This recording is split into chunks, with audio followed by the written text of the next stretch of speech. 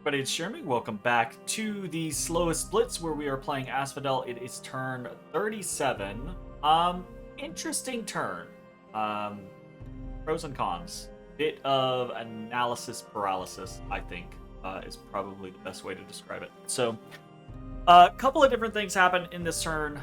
Let's jump in, start discussing it. First of all, we get a Death Basket. Death Basket from Jotunheim. Not an especially robust Death Basket. And if I remember correctly, the Jotunheim player basically said, hey, have this because I think it's the funniest thing to do is to give the nation that everyone is hoping gets killed the stuff. So that is pretty amusing. Nice little chunk of gold, some glamour gems, which are pretty useful for us, some blood slaves, which aren't very useful for us, unfortunately, but we'll see. Maybe we can trade those away or something. And some astral gems, which is pretty useful. So how that goes. We have completed Research 6, which is good. Does net us a couple of different things, but namely it is a step towards Alt 7. We have thrown up a Carrion fortress on that site that has sages. We've done a bunch of site searching. Specs, nothing. Arcane Probing, nothing. Dark Knowledge, nothing. Into the Rainbow, nothing. Specs, fuck, great. We found a Grove of Fertility. That is +1 nature. Better than nothing. And another at the end of the rainbow found nothing. So that's not great, but not the worst. I always forget. So I have a habit, and it's probably a bad habit. It probably fucks with my expectations with like multiplayer games. But I like gems. I like sites. I think sites are one of the cooler things in the game, and gems facilitate 90% of what you can do in a game, right? So when I play single player, I play almost every single time I play with the max settings on number of sites per province, right? So I think that's the 75% or whatever, or 75, right? Like scenario. So, but when you do that, it makes, when you jump into middle age and late age games, it fucks with your expectations of how much income you're likely to have, you know? That being said, right, like, it's not a massive deal, and it's not like I'm sitting here going like, oh my god, I should have so many more gems.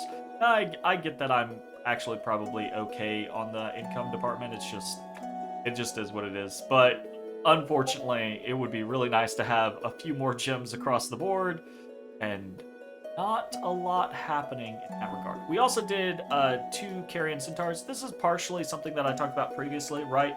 The fact that we've been very weird in our gem usage. We haven't transitioned out of a gold economy. We haven't really been focusing in specific manners in which probably would have facilitated us. For example, if when we started the war with Man, if we'd started casting at least 1 Carrion Centaur every single turn, then we would be sitting at being able to generate an extra buck, close to 45 to 60 chaff a turn. I say chaff, I mean mannequins. Some of that really isn't chaff, honestly. Some of that's very good. And Carrion Centaurs are an incredibly cheap way, 8 gems, to facilitate that, right? We're behind the curve of where we probably should be, but we are probably going to continue to try to get more Carrion Centaurs when it makes sense. There are some bigger ticket things, obviously, that we want our nature gems for, and there's the issue of, Carrion Centaurs are great, but Carrion Centaurs don't research. They're just there to produce chaff. Do we try to transition into a scenario where we are summoning for research or spell purposes? Because they're kind of 3 different things, right? Like, Carrion Centaurs are the chaff option. The hags that you can summon aren't great combat casters, but they're pretty good research efficiency for 16 gems. And then obviously the Carrion Lords cost a shit ton, but they're great combat casters. So it's kind of a trade-off of what are you trying to accomplish, and obviously, the higher up that role you go, the Carrion Lords and the Hags, they can also generate chaff, but realistically we would research because that is the bigger issue right now, vast majority of the time. So kind of a little bit of a damned if you do, damned if you don't kind of vibe, right? Like, whatever choice we make, there's always going to be a legitimate call that, hey, we could have done X instead, and that might have been more beneficial, right? That being said, rejoice! It's a duo, it's a single, it's a trio! They have arrived. Our 3 goddesses.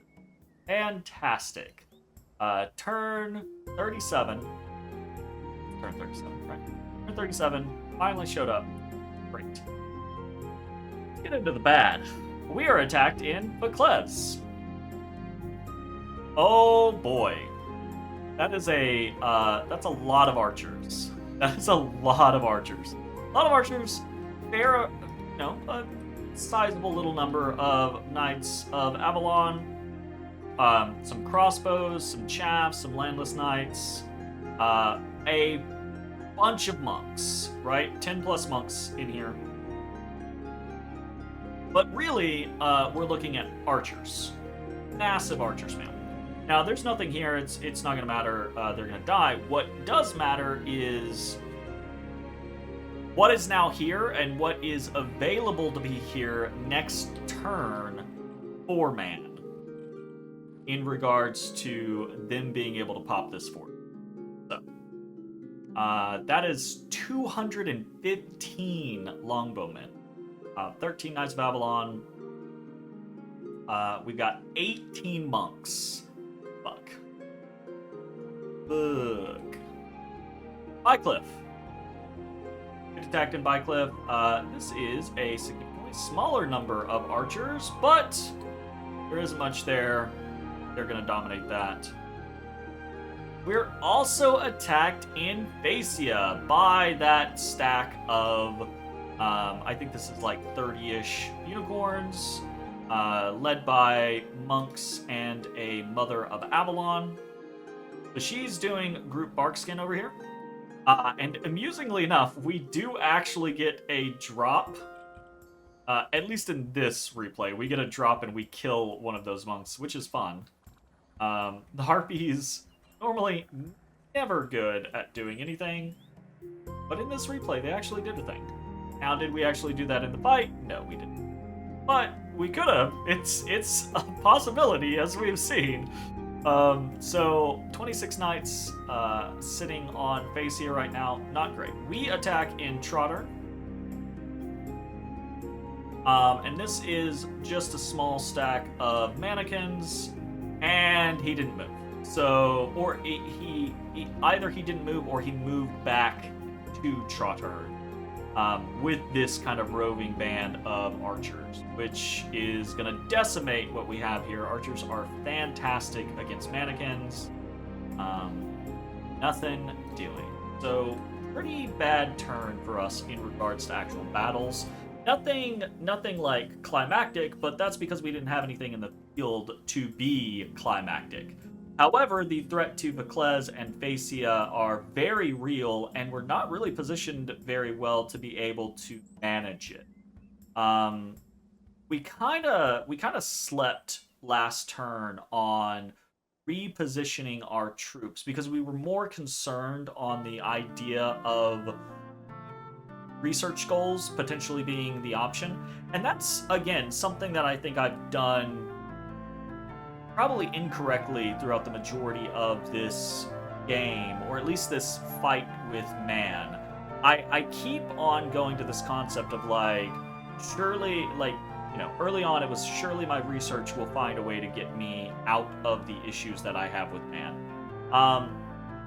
And I've said this before already, but I think we already had the answers to get out of the issue with man, and that's just more chaff, more stuff, right? Like, because the issue always has been that there's no magic bullet that I think will just instantly work against them. There's obviously things that will help, but I don't think there's a single magic bullet that just makes the man problems go away. Whereas you swing at them with 1,500 things and they've got 300 things, it's probably going to be a win. You'll lose a lot, but it's probably going to be a win, right? It's that kind of concept. So, that being said, Vaclez and Phaeacia do not have those types of numbers, so we're going to have to figure out what can we do. Unexpected event in Sevek. That's a nature check. That's always nice. We get to witness a battle in the Boar Woods with Ulm, as Ulm is attacked by a bunch of cavemen. That's unfortunate. And I do not think they're going to win with this. Yikes. That amount of cavemen is kind of rough for just about anyone, honestly. Religious misconceptions in Force of the Lost, we lose our Dominion. Walls are damaged in Vaclez, and in Phaeacia, we control some units in Pennsylvania. Great. What are we actually doing this time? This is the analysis paralysis that I got into, that I kind of like mentioned at the beginning. So let's take a look at Vaclez and Phaeacia, since those are obviously like the biggest issues. We got some other minor issues, but Vaclez is sitting at 186 out of 500. Phaeacia sitting at 537 out of 600. Right? Phaeacia is going to take significantly longer to crack, but the issue isn't necessarily just Phaeacia. We've lost, we can see, right, income-wise, because of losing New Coast, losing Pugria, losing some of this territory, we are losing income, which is great. And we're also in a situation of not really having the forces to defend something like Vaclez. We can see over in Haloma, 130 units, more knights, longbowmen, daughters of Avalon, wolves, etc. We know at least the daughters, at least the knights are going to be able to get to Vaclez, so we have 151 units here. There is, in Vaclez, 316 units. There aren't very many Knights of Avalon. It's mostly longbows. So we could actually potentially try to fight this, right? Longbows against Minotaurs they're still going to hit perfectly fine, but they will enrage. And when they enrage, along with the concept of potentially having those Minotaurs buffed, they'll have a harder time killing them. We also could throw out Hal. We could have Jade Maidens try to tie things up. The chaff that we have here will just die. So it really can't do much of anything, unfortunately. But I do think we potentially have the option of fighting man here and hauling them, if not winning, right, in the fight that we go. Because honestly, a lot of what he's brought to the table is quite good against chaff, but not as good against what we're throwing out and what we can kind of buff and supplement, right? The issue is if he throws these knights, if this is 20, 30, this is probably closer to 50 Knights of Avalon. If this is any substantial amount of Knights of Avalon and he throws it on Vaclez and we throw out, then we're just getting massacred, right? What we have might be able to do a decent job against what's currently on there, but if anything else shows up, it's going to get trashed. So that is really not good. Part of it's not good is because, and I've been saying this repeatedly, I think I've been dumping too much money into things like Minotaurs and into Jade Maidens. Not that they're not good, I just don't think that they're good for what we are trying to accomplish right now. A couple, right? 46? No. So part of them is their price tag. Part of them is the amount of upkeep they're costing us. But also part of them is they're just not they're not a magic bullet, right?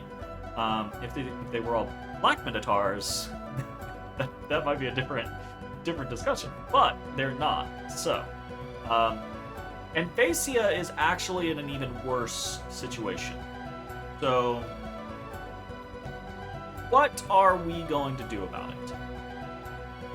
Analysis paralysis means potentially not a lot, honestly. So, part of what I think we can do is I don't think there is a way to just out and out save Vaclez, right?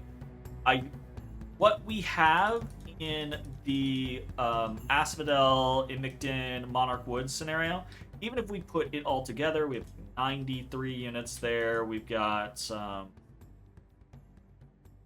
57 units here. We've got 199 units here. So we're looking at 350 units. Even if we could pull all of them, get to like Forest of the Lost this turn, or nearby, jump into New Coast the next turn, keep coming, right? Like it's gone, right? Like it's gonna be gone before we can get there. The decision that we'll have to make is whether or not we think we can hold and inflict punitive losses inside the fortification. That's the question. And I don't know the answer to that. If we had more mages, I think the answer would be yes. But right now, I'm not sure that we actually will do enough. It's possible that we do. We've seen, right, we saw what happened with Asphodel. That was Black Minotaurs, though, so there is that kind of scenario. So alternatively, we can't really go south to try to rescue Vaclez. Phaeacia we're less concerned about. The issue that with Phaeacia is more the idea that if Vaclez falls, then he'll move on to Phaeacia. So that's a later issue. I'm actually more concerned in the immediacy that he just leaves something on Phaeacia and then starts raiding up into these territories, because that's going to make us lose even more money that we really can't afford. That's the concern. So instead, the idea is if we can't rescue Vaclez, we threaten Paloma or Man. And so the idea there would be, okay, so we've got 670-ish units in Sylvania. Again, another 200 in Asphodel, another 30 in Shadowglade. So we don't really have a lot going on there. So the question becomes, if we were to march everything into Iron Peaks, would that threaten Paloma? Obviously, it would threaten it, right? Sorry, let me adjust that statement. Obviously, it would threaten it, but the question is if he then combined everything that he had, would he be able to trounce what we're threatening it with? And unfortunately, I think the answer is yes, right? Like, we kind of see the matchup. Obviously, in Asphodel, that was a bit of a different situation, but we've seen the scenario when we have several hundred units and he has a couple hundred units. Basically, I think the issue is if we march towards Haloma right now, I don't think it wins us in the field. So I think we might have to try for a punitive play in Vaclez. I don't like that, but I think we might have to.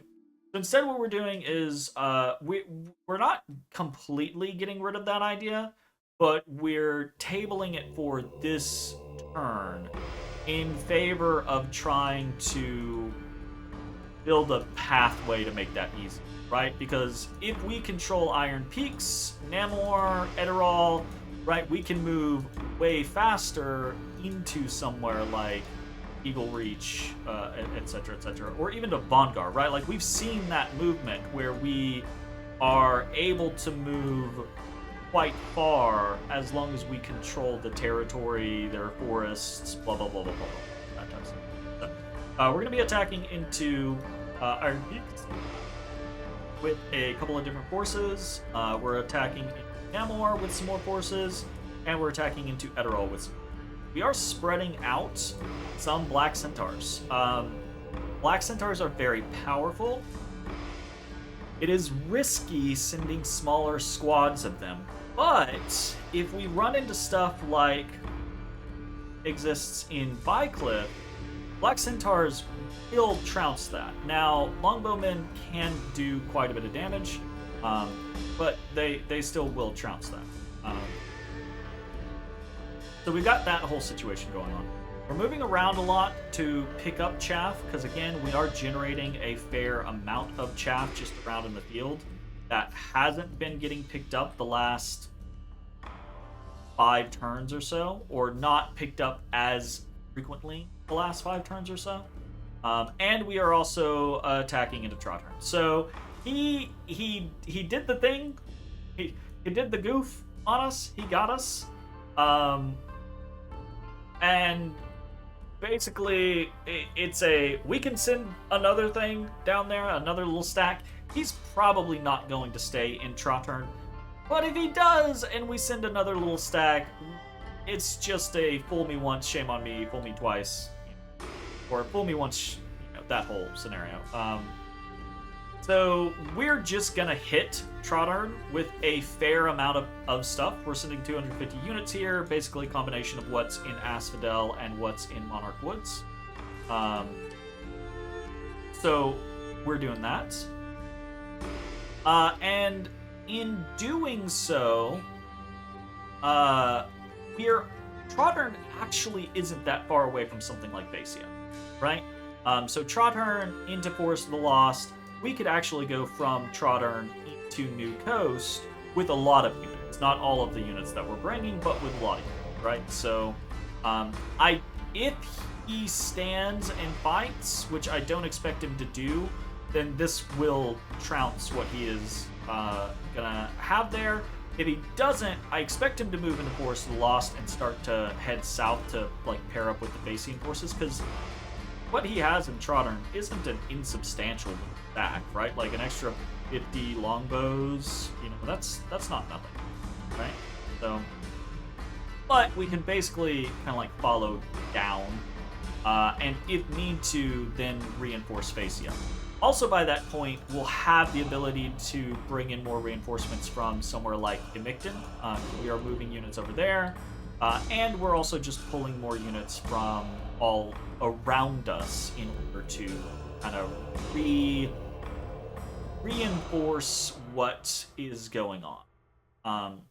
So, aside from that, we've got a little bit of recruitment going on. Again, more Black Centaurs. Probably the only, or not Black Centaurs, Black Minotaurs. Probably the only units that we will be recruiting from now on.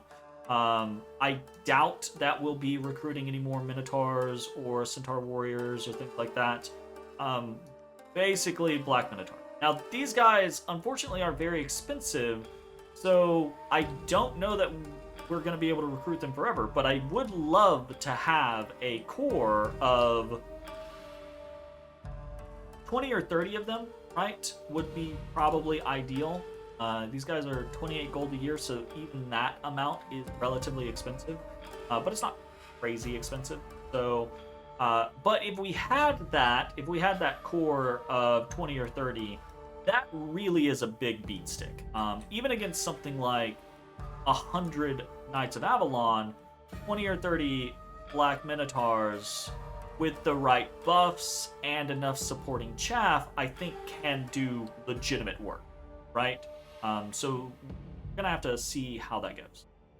We're also recruiting sages here, and that's pretty much it. We honestly do not have much more money than that. We are continuing our massive amounts of site searching. So we're just site searching all over the damn place. A bunch of dark knowledges, or I say a bunch of dark knowledges, basically a dark knowledge every turn. A bunch of at the end of the rainbows, a bunch of harvest specs, or actually we are due. We're doing more arcane probings now because we got pearls from Jotunheim this turn, and our gods are here. What are we gonna do with our gods? Analysis paralysis. That's what we're gonna do with our gods. We're gonna forge some earth. Now this does have a good intention, right? The intention being that we have the occasional, like, not Centaur Hierophants, where are they? We have the occasional Earth 2 or Earth 1 Dryad Hags.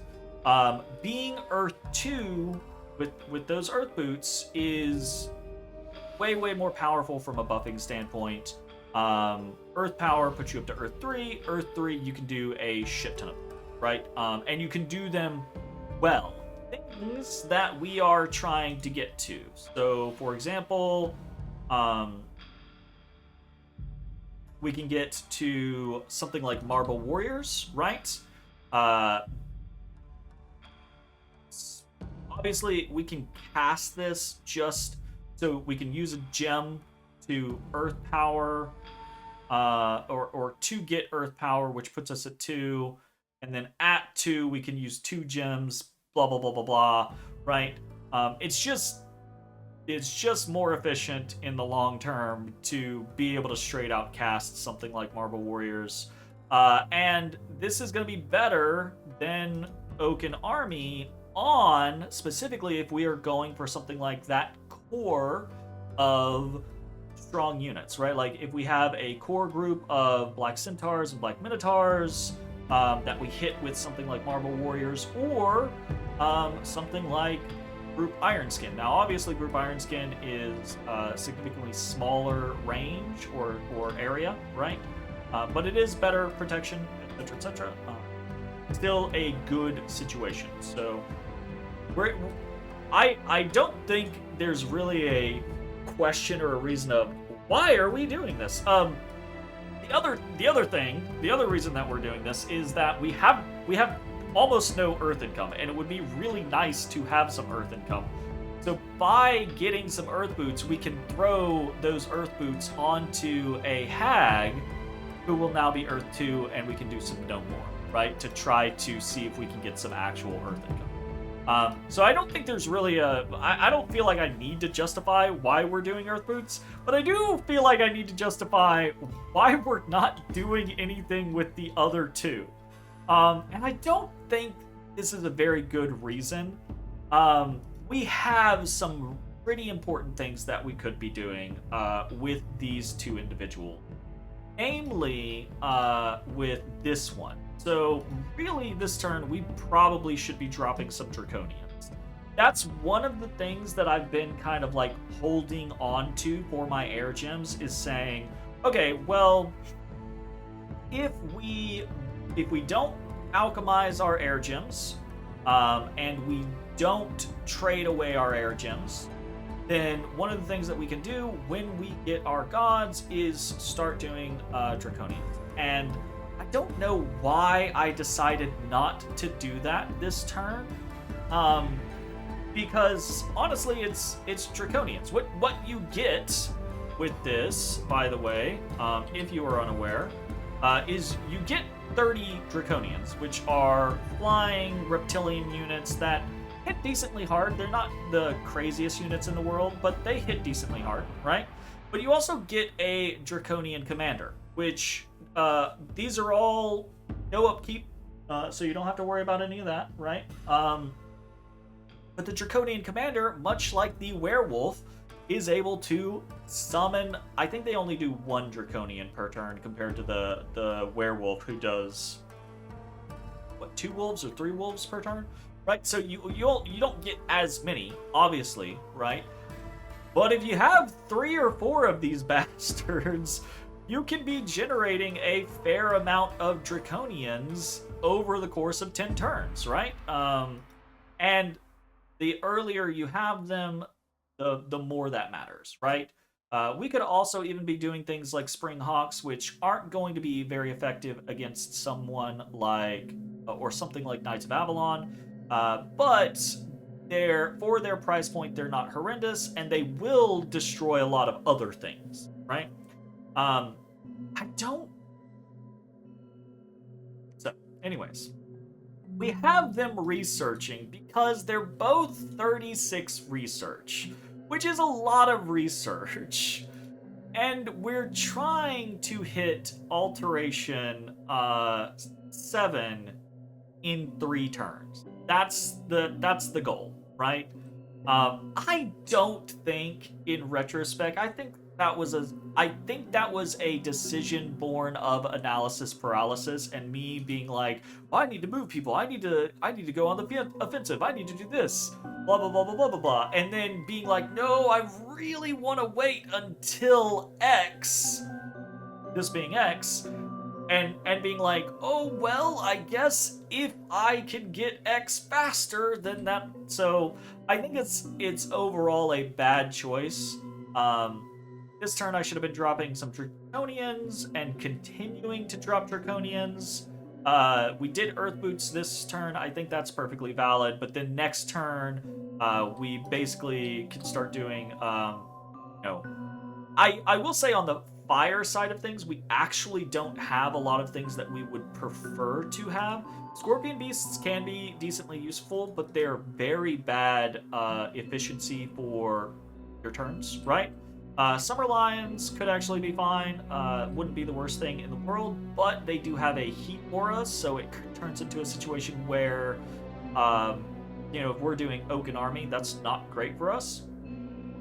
Realistically, what I want is I want to get Conjuration 6 so I can do Flame Spirits. Because right now, we could already drop 2 Flame Spirits, and then we would actually have a little bit of fire in our lives. We could start doing some auguries. We could start hoping that we build a little bit of a fire income, and then turning that fire income into basically more fire spirits, so we can diversify our threat and actually try to do something with that. But unfortunately, that's not on the list.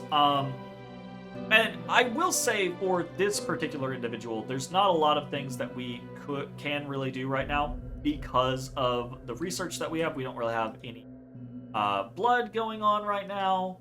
And unfortunately, Glamour 2 is not great.